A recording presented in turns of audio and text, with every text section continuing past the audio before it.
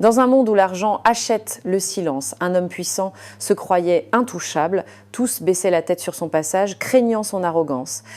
Mais personne n'aurait jamais imaginé qu'une serveuse humble et à son premier jour de travail trouverait le courage de le faire taire devant tout le monde. L'air de Paris ce matin-là était chargé du parfum habituel de café et de promesses, mais pour Élise, il n'avait que l'odeur de l'anxiété. À 52 ans, elle se sentait comme une nouvelle à son premier jour d'école. Son uniforme, une chemise blanche amidonnée et un tablier noir, lui semblait être une armure trop rigide et artificielle.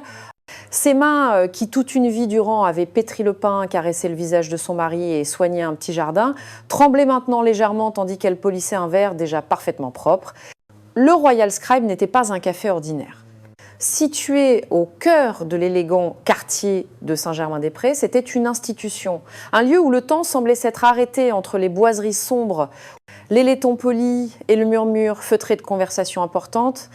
Ses clients étaient le tout Paris, avocats, entrepreneurs, dames de la haute société qui venaient y passer l'après-midi. Pour eux, cet endroit était une routine. Pour Élise, c'était sa seule bouée de sauvetage. Après la mort soudaine de son mari 1 an plus tôt, le monde d'Élise s'était effondré.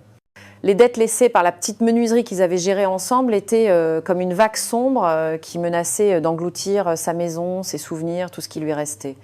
Elle avait cherché du travail partout, mais son âge et son manque d'expérience moderne, comme on lui disait, lui fermaient toutes les portes. Cet emploi de serveuse, obtenu grâce à la recommandation d'une vieille amie, n'était pas un choix, c'était une nécessité.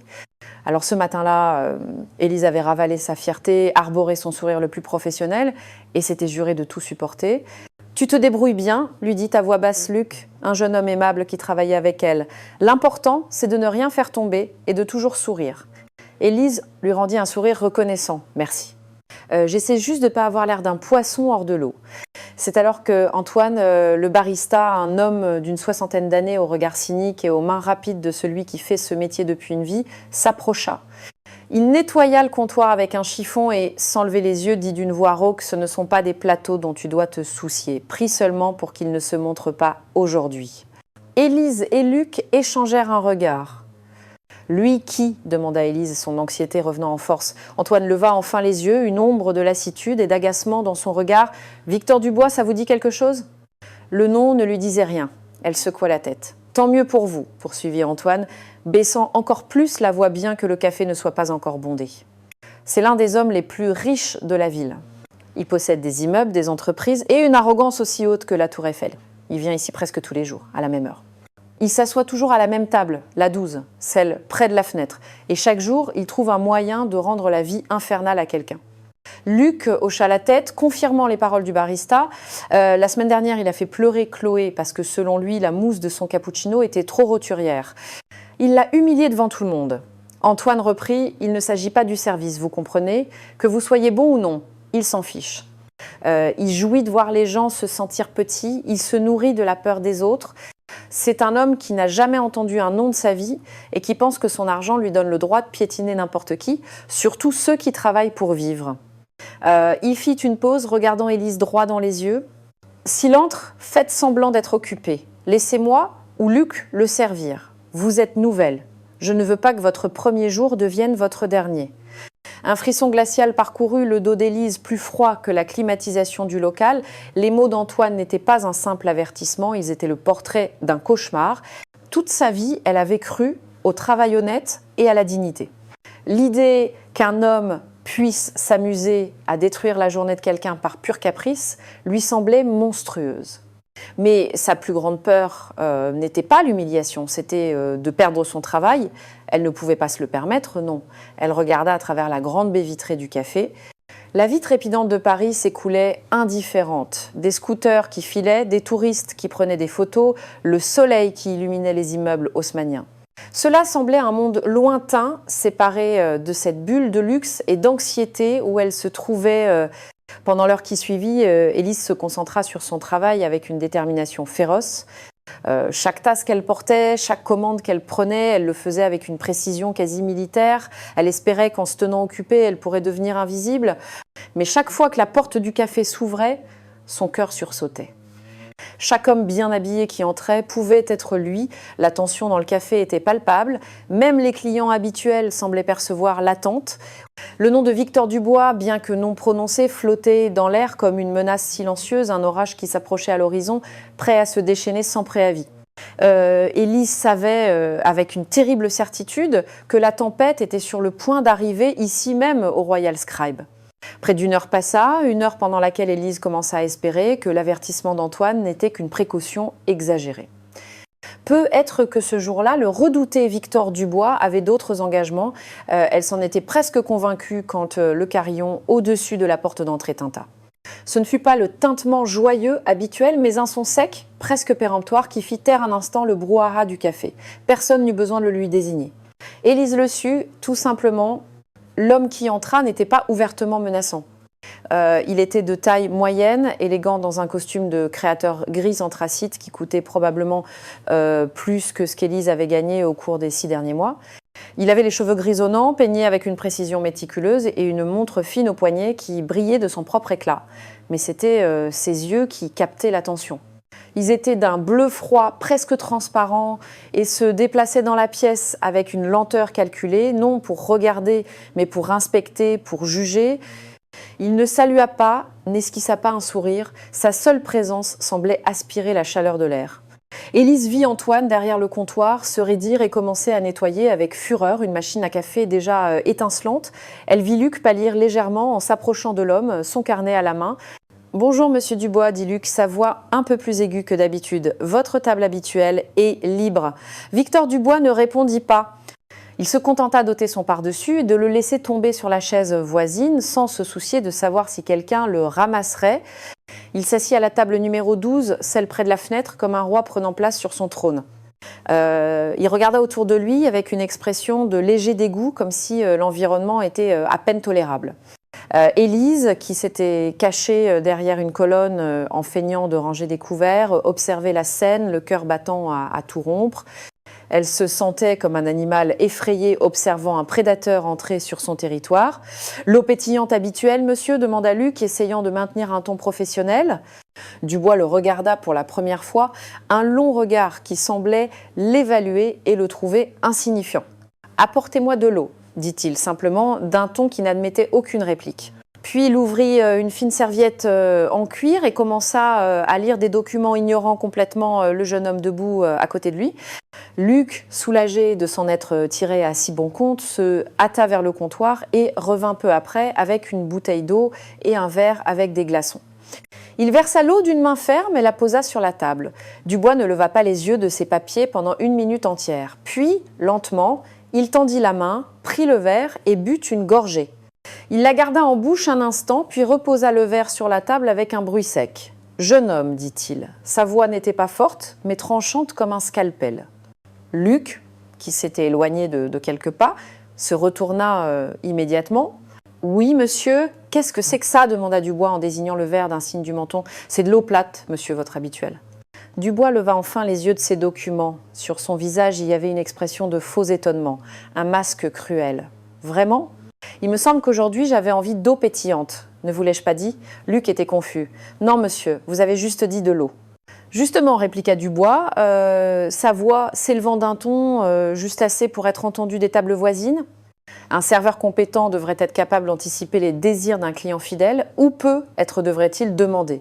Est-ce si difficile de demander pétillante ou plate, monsieur? Ou peu être qu'ici, on embauche des gens incapables de gérer une question à plus de 2 options. Le visage de Luc devint écarlate. L'humiliation était publique, délibérée. Certains clients détournèrent le regard gêné, d'autres observaient avec une sorte de curiosité morbide. « Je. »« Non, je suis désolé, monsieur, je vais la changer tout de suite, » balbutia Luc en prenant le verre. « Laissez, » l'interrompit Dubois d'un geste sec de la main. « Le moment est passé. Vous m'avez gâché le plaisir de boire. Maintenant, partez. Votre présence m'indispose. » Ce fut comme recevoir une gifle en plein visage. Luc, humilié et sans voix, se retira vers la cuisine, les épaules voûtées, disparaissant derrière la porte battante. Élise avait tout vu. Une vague de colère lui brûla les veines, si intense qu'elle lui fit oublier un instant sa peur. Voir ce garçon, gentil et volontaire, traité de cette manière pour un caprice, pour le pur plaisir de blesser, lui fit bouillir le sang. C'était une injustice si flagrante, si gratuite. Elle regarda Dubois, qui était retourné à la lecture de ses documents comme si de rien n'était, complètement indifférent à la douleur qu'il venait d'infliger. Puis la colère laissa de nouveau place à la terreur. Dubois leva une main, un geste presque imperceptible, signale qu'il était prêt à commander son café. Antoine était occupé avec un autre client. Les autres serveurs semblaient avoir soudainement disparu. Le regard glacial de Dubois passa au-dessus de la tête d'Élise, la cherchant, la trouvant. C'était son tour. Son cœur martelait sa poitrine si fort qu'elle l'entendait dans ses oreilles. Ses jambes lui semblaient faites de plomb. Elle savait qu'elle n'avait pas le choix. Elle devait aller à cette table, elle devait affronter le tyran. Alors qu'elle s'approchait lentement, elle sentait les yeux de tout le café braqué sur elle, la nouvelle proie inconnue. Élise s'approcha de la table 12, ressentant chaque pas comme un glas funèbre. Elle prit une profonde inspiration, essayant de calmer les battements furieux de son cœur. Elle s'arrêta à côté de la chaise de Victor Dubois, son carnet à la main, et attendit. Il continua de lire ses documents pendant un temps qui parut une éternité à Élise. Il l'ignorait si ostensiblement que pendant un instant, Élise se demanda si elle était vraiment devenue invisible. Finalement, sans daigner lui accorder un regard, il parla à sa feuille de papier. « Un café noisette », dit-il d'un ton ennuyé et autoritaire, mais pas n'importe lequel. Il fit une pause, comme un acteur se préparant pour son monologue. Je veux un double expresso d'origine unique colombienne, extrait à 93 degrés, pas plus, avec une larme de lait d'amande montée à 65 degrés exact. La mousse doit être crémeuse, pas aérienne, et il doit être servi dans une tasse en porcelaine préchauffée. C'est clair ou je dois vous faire un dessin. C'était un ordre absurde, un test de soumission déguisé en requête. Chaque détail était étudié pour être presque impossible à exécuter à la perfection, pour lui donner un prétexte pour se plaindre. Élise sentit une bouffée de chaleur lui monter au visage, mais sa voix, lorsqu'elle répondit, était étonnamment ferme. « Très clair, monsieur », dit-elle en notant l'ordre impossible sur son carnet. Elle s'éloigna sans rien ajouter, sentant son regard glacial fixé sur son dos. Derrière le comptoir, Antoine la regarda avec un mélange de pitié et d'admiration. « L'habituel », murmura-t-il en secouant la tête. « Chaque jour, une nouvelle exigence. Ne vous inquiétez pas, on va faire de notre mieux. » Ils travaillèrent ensemble comme deux chirurgiens en salle d'opération. Antoine moulut les grains, contrôla la température de l'eau avec une précision maniaque.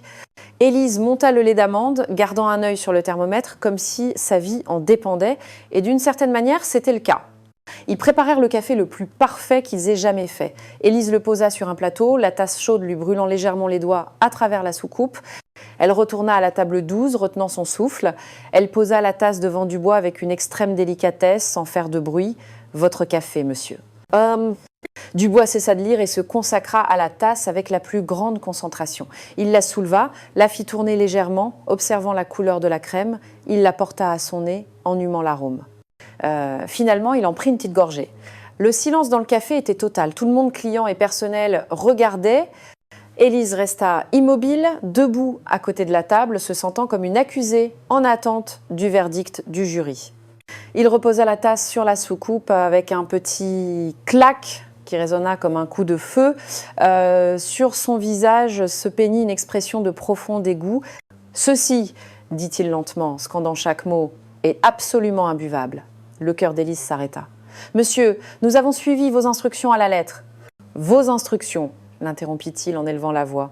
Un sourire cruel plissa un coin de sa bouche. « Les instructions ne peuvent pas faire de miracle. » La vérité, c'est que certaines personnes ne sont pas faites pour les travaux de précision. Il faut de la classe, de l'attention, de l'intelligence, des qualités que, de toute évidence, tout le monde ne possède pas. Il s'appuya contre le dossier de sa chaise, la regardant de haut en bas, son regard la dépouillant de toute dignité. Franchement, je ne comprends pas pourquoi des endroits comme celui-ci s'obstinent à embaucher des désespérés ramassés dans la rue. Elles abaissent le niveau de l'établissement.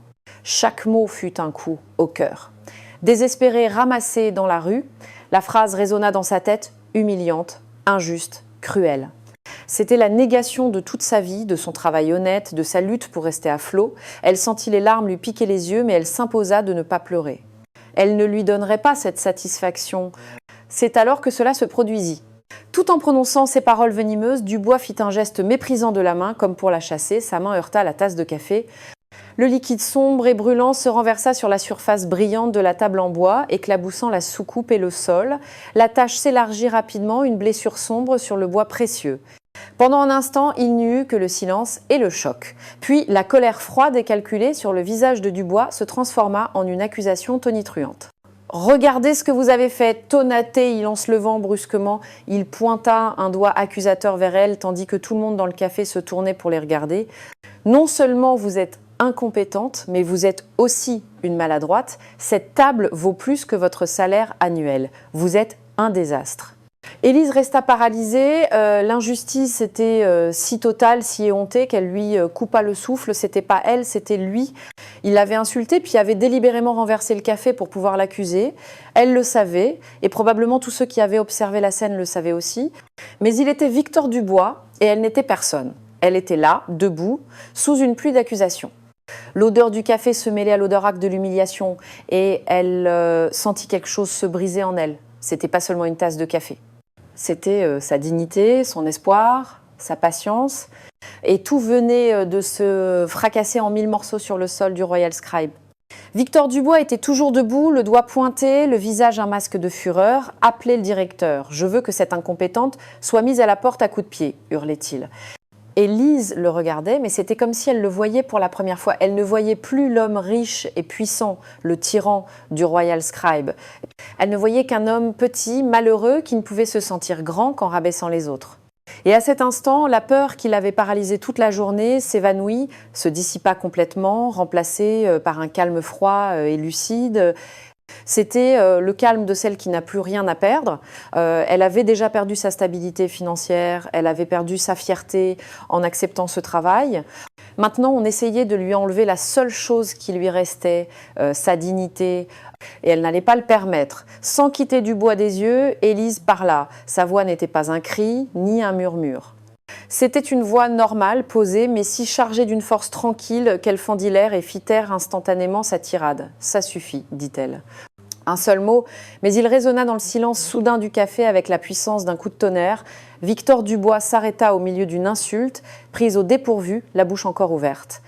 Élise fit un pas en avant, non pas de manière agressive, mais simplement pour réclamer son espace. Elle regarda Dubois droit dans les yeux. « Monsieur, continua-t-elle, sa voix toujours calme et mesurée, c'est vous qui avez renversé le café. Je l'ai vu et je pense que beaucoup de gens ici l'ont vu.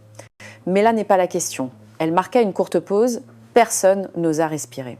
Vous pouvez avoir tout l'argent du monde, vous pouvez acheter des palais, des voitures de luxe et même le silence des gens. Mais il y a une chose que votre argent ne vous achètera jamais, le droit de traiter un autre être humain comme un déchet. Un murmure presque imperceptible parcourut les tables. Le regard de Dubois passa du choc à la fureur, son visage devint cramoisi. Il était sur le point d'exploser, mais Élise n'avait pas encore terminé. « Je suis une femme de 52 ans qui a presque tout perdu et qui essaye de se remettre sur pied avec un travail honnête. Mon travail est peu, être humble, mais je ne le suis pas. » Elle le regarda avec une sorte de pitié. « Et ma dignité, monsieur, ma dignité n'est pas à vendre et elle ne peut certainement pas être achetée au prix d'un café. » Le silence qui suivit fut assourdissant. Dubois était littéralement sans voix. Pour la première fois de sa vie, quelqu'un avait osé lui répondre, avait osé lui tenir tête en public. Il avait été réduit au silence. Ce fut à ce moment que le directeur du café, M. Fournier, un petit homme pâle et transpirant, sortit en courant de son bureau. Il ne demanda pas ce qui s'était passé, ne regarda même pas Élise.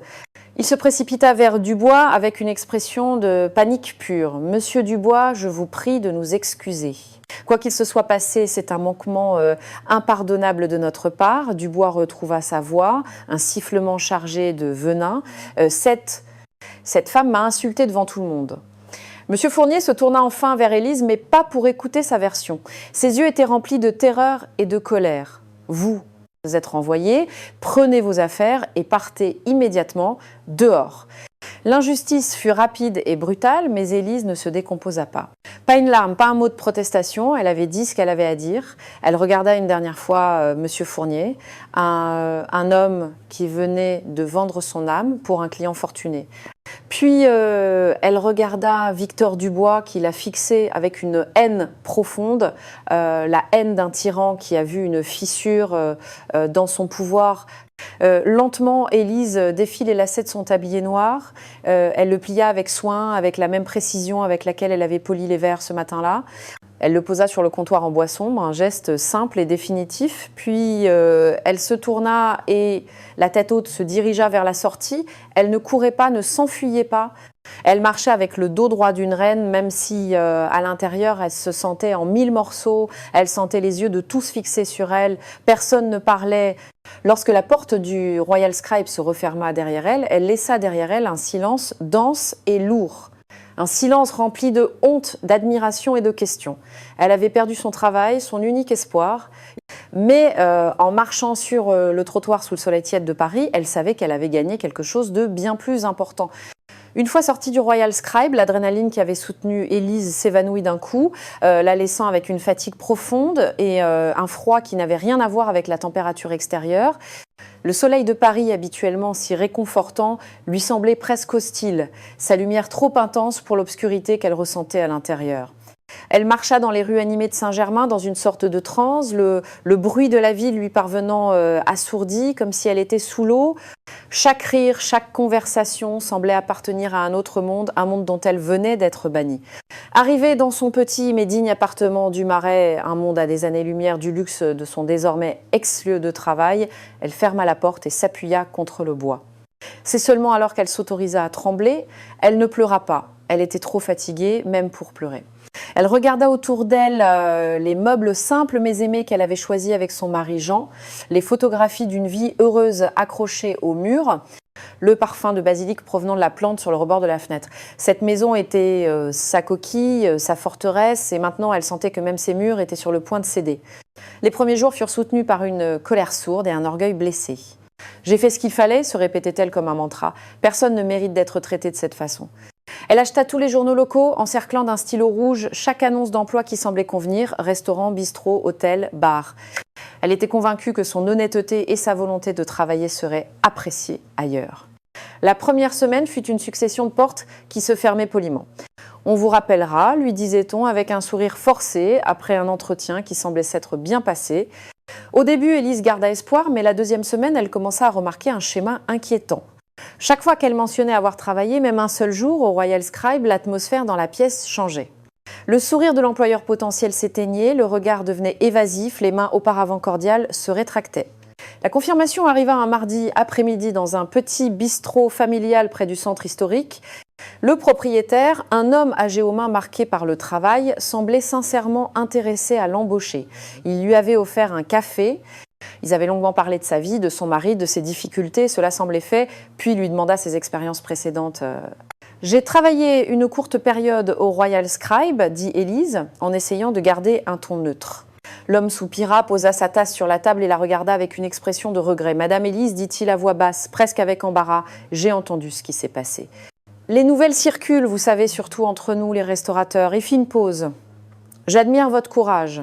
Vraiment, cet homme est une brute. » « Mais je ne peux pas vous embaucher. »« Pourquoi » demanda Élise, bien qu'elle craignît déjà la réponse. « Je suis une grande travailleuse. »« Je n'en doute pas, répondit-il en baissant les yeux. Mais Victor Dubois, c'est Victor Dubois. Il a le bras long. Beaucoup d'entre nous ont des prêts dans ses banques, des fournisseurs qui travaillent pour lui. S'il apprenait que j'ai embauché la femme qu'il a défiée publiquement, il pourrait me créer des problèmes, de gros problèmes. J'ai une famille, des employés. Je ne peux pas prendre ce risque. » Il se leva et lui tendit la main. « Je suis désolée, je vous souhaite le meilleur. » Et tant. Élise sortit de ce bistrot avec une sensation de gel dans le cœur. Il ne s'agissait plus de malchance, c'était une condamnation. Victor Dubois ne s'était pas contenté de la faire licencier, il l'avait mise sur une liste noire, invisible mais infranchissable. Il avait empoisonné son nom, transformant son acte de courage en une marque d'infamie. Les semaines se transformèrent en un mois, puis presque 2. Les quelques économies qu'elle avait mises de côté s'amenuisèrent jusqu'à disparaître. D'abord, elle cessa d'acheter le journal, puis elle commença à sauter le déjeuner. Son garde-manger devint de plus en plus vide. Le soir, assise à la table de sa cuisine, elle ouvrait les factures avec des mains tremblantes. Électricité, gaz et la plus redoutée de toutes, le loyer. Le propriétaire, qui avait toujours été gentil, commençait à montrer des signes d'impatience. La solitude était sa plus fidèle compagne. Les journées étaient longues et silencieuses, remplies uniquement par le tic-tac de l'horloge et le bruit de ses pensées. Parfois, elle prenait une photo de Jean, une image de leur 25 anniversaire de mariage. « Ah, Jean », murmurait-elle au portrait, « qu'est-ce que je fais ? Aurais-je dû ravaler l'insulte et garder mon travail ? Peut être que je n'ai été qu'une idiote. » Pourtant, même dans les moments de désespoir le plus noir, elle n'arrivait pas à se repentir complètement. Elle pouvait regretter les conséquences, mais pas le geste lui-même. Elle se souvenait du regard terrifié de Luc, de la cruauté gratuite dans les yeux de Dubois, et elle savait que rester silencieuse aurait été une trahison envers elle-même. Le point le plus bas arriva un vendredi matin, le facteur lui remit une lettre recommandée, c'était l'avis d'expulsion. On lui donnait 30 jours pour régler les arriérés ou quitter l'appartement. Élise resta assise sur son lit, la lettre à la main, les murs de sa maison semblant se resserrer autour d'elle. Pour la première fois depuis le début de ce cauchemar, elle pleura. Alors qu'elle était là, perdue dans sa douleur, le vieux téléphone à cadran sur la commode se mit à sonner. Le son strident la fit sursauter. Elle souleva le lourd combiné d'une main hésitante. « Allô » dit-elle, la voix encore rauque de larmes. À l'autre bout du fil, une voix masculine calme et cultivée répondit « Je parle bien à Madame Élise Moreau ? Oui, c'est moi. Madame, mon nom est Henri Leclerc. Vous ne me connaissez pas, mais moi si. Ou plutôt, je vous ai vu. J'étais au Royal Scribe ce jour-là. » Élise retint son souffle. L'homme continua d'un ton gentil et sérieux. « J'ai vu ce que vous avez fait et j'ai été profondément impressionné par votre force. J'ai longtemps cherché votre numéro. Je vous appelle parce que je ne crois pas que ce qui vous est arrivé soit juste et j'aimerais vous parler. Je crois que je peux vous aider. » Élise accepta de rencontrer Henri Leclerc le lendemain. Elle choisit un petit bar sans prétention au cœur de Belleville, un quartier populaire et vibrant, à des années-lumière du faste du Royal Scribe. C'était un lieu où elle se sentait chez elle, un lieu où un homme comme Victor Dubois n'aurait jamais mis les pieds. Elle était nerveuse, partagée entre une lueur d'espoir et la crainte d'une autre déception, ou pire, d'un piège. L'homme qui l'attendait à une table en terrasse avait la septantaine, des cheveux blancs épais, un visage sillonné de rides bienveillantes et une paire de lunettes posées sur le nez. Il portait une veste en tweed un peu usée et lisait un livre. Quand Élise s'approcha, il leva les yeux et lui sourit, un sourire sincère qui la mit immédiatement un peu plus à l'aise. « Madame Élise, je suis Henri Leclerc. Merci d'être venue, dit-il en se levant pour lui serrer la main. Sa poignée était ferme et rassurante. « Merci à vous d'avoir appelé, répondit Élise en s'asseyant en face de lui. Ils commandèrent 2 cafés, simples cette fois, sans prétention. Pendant quelques minutes, ils parlèrent du temps, du quartier, de petites choses.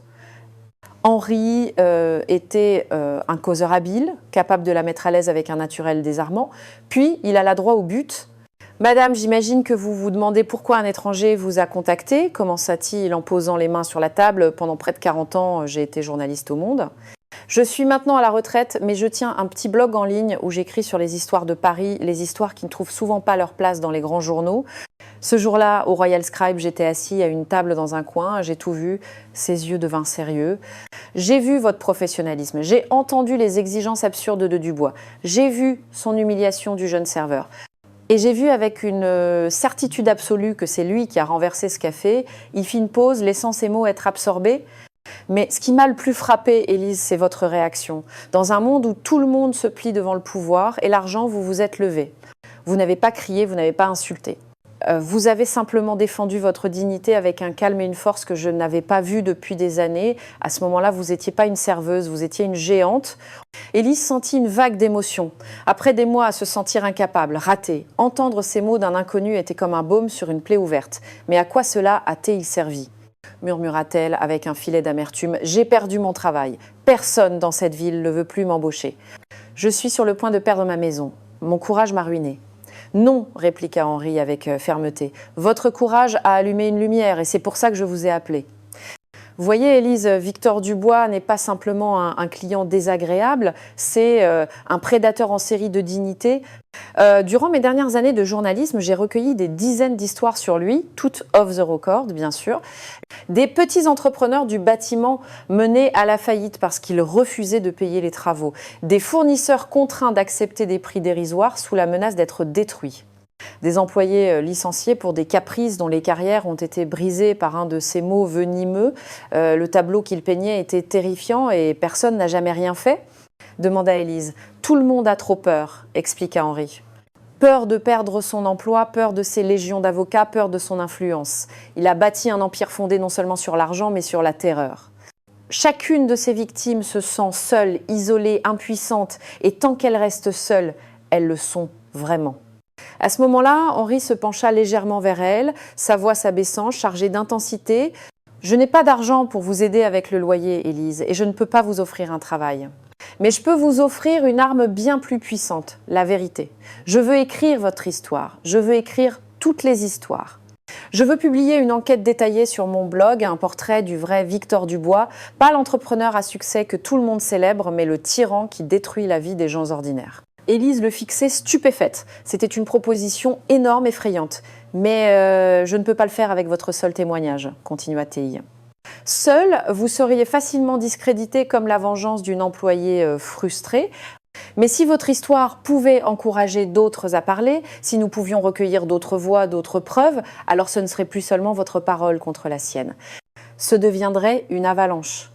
Élise sentit un frisson de peur. Mais que pouvons-nous faire, nous deux, un journaliste à la retraite et une serveuse au chômage? C'est un géant. Vous avez dit vous-même qu'il a des avocats du pouvoir. Henri sourit, un sourire triste, mais déterminé. Les géants, Élise, ne paraissent si grands que parce que nous sommes à genoux. Il prit un moment, laissant la phrase faire son effet. N'est-il pas temps de se relever? Cette phrase la frappa en plein cœur. C'était exactement ce qu'elle avait fait instinctivement au Royal Scribe. Elle s'était relevée, elle pensa à la lettre d'expulsion qui l'attendait à la maison. Elle pensa au visage humilié de Luc, au ton méprisant du propriétaire du bistrot. Elle comprit qu'il ne s'agissait plus seulement d'elle. Il y avait toute une communauté de victimes silencieuses.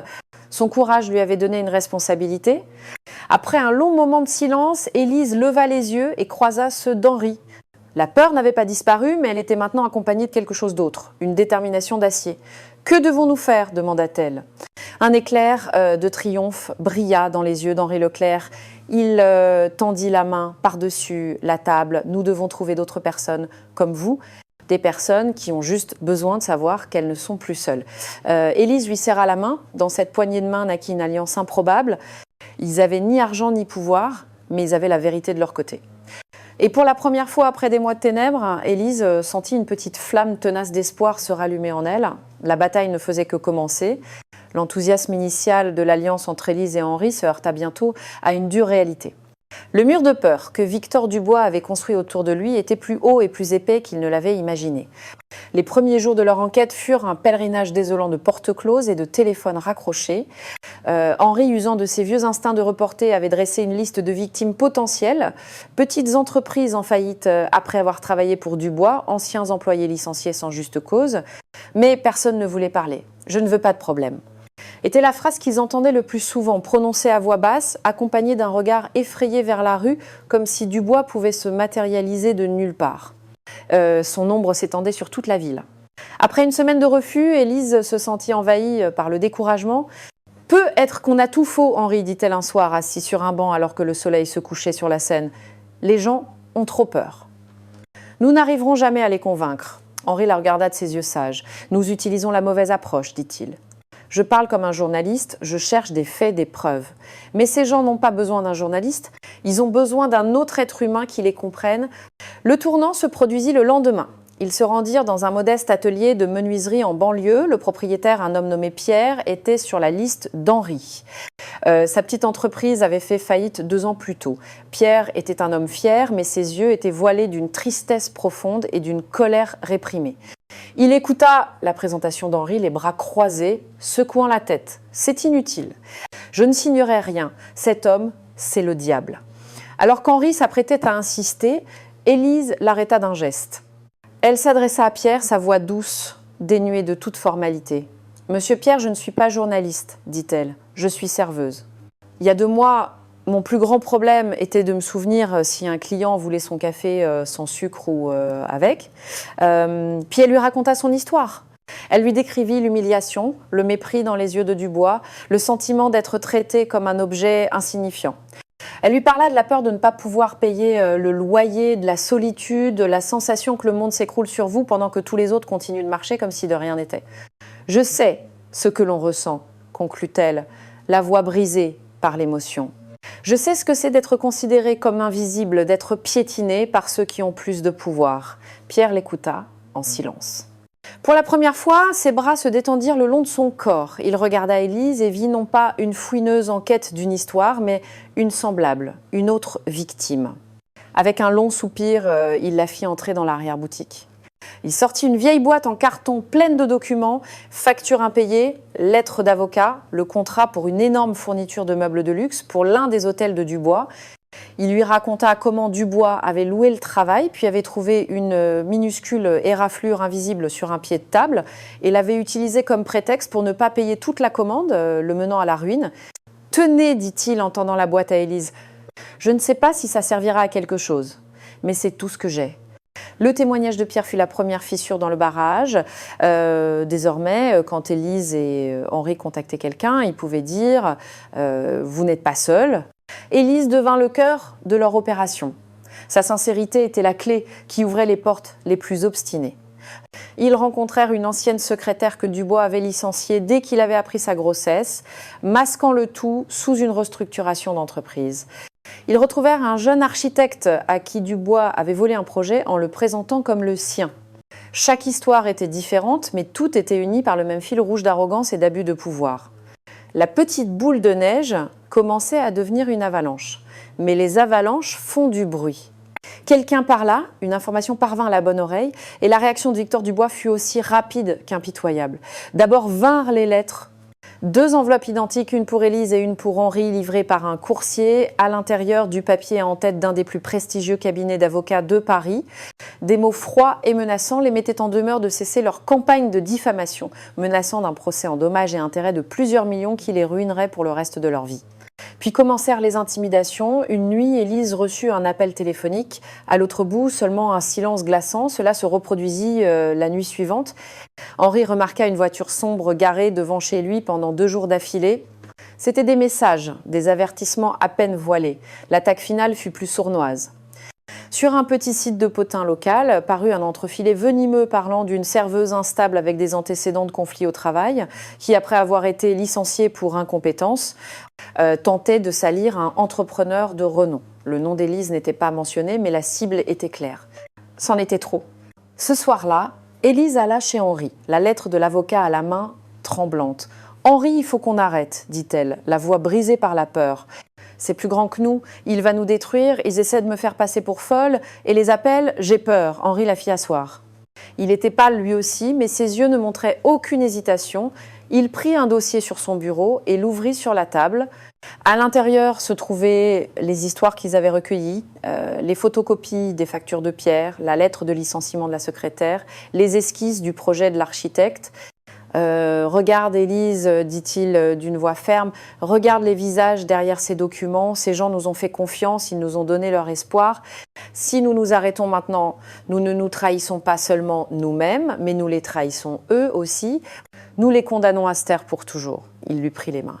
La peur, c'est exactement ce qu'il veut, c'est l'arme qu'il a toujours utilisée. Si nous cédons, il aura encore gagné. Élise regarda les papiers éparpillés sur la table, elle vit sa propre douleur reflétée dans celle de tant d'autres. La peur était toujours là, un nœud froid dans son estomac.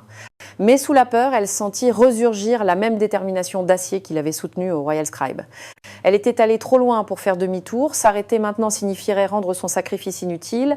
Elle leva les yeux et son regard croisa celui d'Henri, le tremblement avait disparu. « Tu as raison, dit-elle avec une nouvelle lucidité froide. Publie l'article. » L'avalanche était prête à déferler, Henri ne perdit pas de temps, il travailla pendant 2 jours et 2 nuits, nourri de café et d'un sens de la justice longtemps refoulé. L'article qu'il publia sur son blog n'était pas un simple potin, c'était une enquête journalistique méticuleuse, longue et détaillée. Elle commençait par l'histoire d'Élise, décrite dans toutes ses nuances humiliantes, puis, comme un fleuve qui grossit, elle ajoutait les autres témoignages. Il y avait l'histoire du menuisier Pierre avec les photos des factures impayées, il y avait la lettre de licenciement de la secrétaire enceinte, il y avait l'expertise qui démontrait la ressemblance frappante entre le projet de l'architecte et le bâtiment ensuite réalisé par Dubois. Chaque affirmation était étayée par des preuves.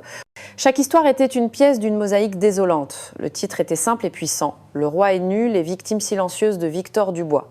La réaction fut immédiate et fulgurante. Dans les premières heures, l'article fut partagé des centaines, puis des milliers de fois sur les réseaux sociaux.